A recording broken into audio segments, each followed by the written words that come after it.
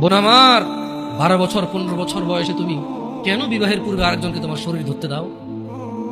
আর যুবক ভাই আমার, কি বলিস কি তুই? এই পৃথিবী আর পৃথিবীতে যা আছে এর চেয়ে মূল্যবান হচ্ছে এই মেয়েটা। তুই এরকম মূল্যবান একটা জিনিস ওর ধরে ছুঁয়ে তুই ওকে ওর মূল্য কমিয়ে দিবি? এত বড় জুলুম ওর প্রতি তোর! তুই আল্লাহকে ভয় করিস না তাই বলে এতটা কি বলিস তুই? তুই কি কারো গাড়ির গ্লাস ভাঙছিস জীবনে? না। কেন ওর লস হবে? তুই কি কোনোদিন কোনো মানুষকে ঘুষি দিছিস? না। কারণ তাহলে ও বেচারা কষ্ট পাবে। তুই কি জীবনে কারো পেটে ছুরি ঢুকাই দিছিস? না। ও মরে যাবে, তাহলে ওর ফ্যামিলি ক্ষতিগ্রস্ত, লসে পড়ে যাবে। তুই কি কারো টাকা মারছিস কোনোদিন? না। তাহলে ওর ফ্যামিলি টাকার কারণে কষ্ট পাবে।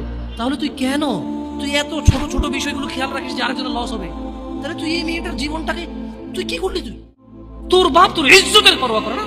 তোকে নাকি ভালোবাসে? তুই নাকি ভালো মানুষ? পৃথিবী আর পৃথিবীর সবচেয়ে সম্পদশালী জিনিসটাকে শুধু একটা এই মুখে মুখে চুমু দিয়ে একটা ওই যে এভাবে ছবি তুলেছি, এভাবে এরপরে ফোল্ডার বানায়, ফোল্ডার লক করে রাখছে যাতে কেউ না জানে। এরপরে ওই মায়ের বিয়ে ঠিক হয়ে ধমক দেয়, ছবি পাঠাবো একটা একটা করে। সামান্য ডিজায়ার যেটা তোর হালাল ভাবে আল্লাহ দিয়েছে। একটু সবর কর, একটু সবর কর। তুই ক্লাস 5-এ পড়তেছিস, 6-এর জন্য ওয়েট করতেছিস না? তুই ক্লাস 8-এ পড়িস ভাই আমার, ছোট পিচ্ছি সোনামণি ভাই আমার। তোকে আমি আমার মাথায় রাখি, তুই বলছিস রাগ করিস না। তুই বললে আমি না, অত তো সিনেমা দেখি না, তোরাই কস। তুই বললে আপন, তাকে আপন করে বলতেছি। আবার কইস না হুজুরের ব্যবহার খারাপ।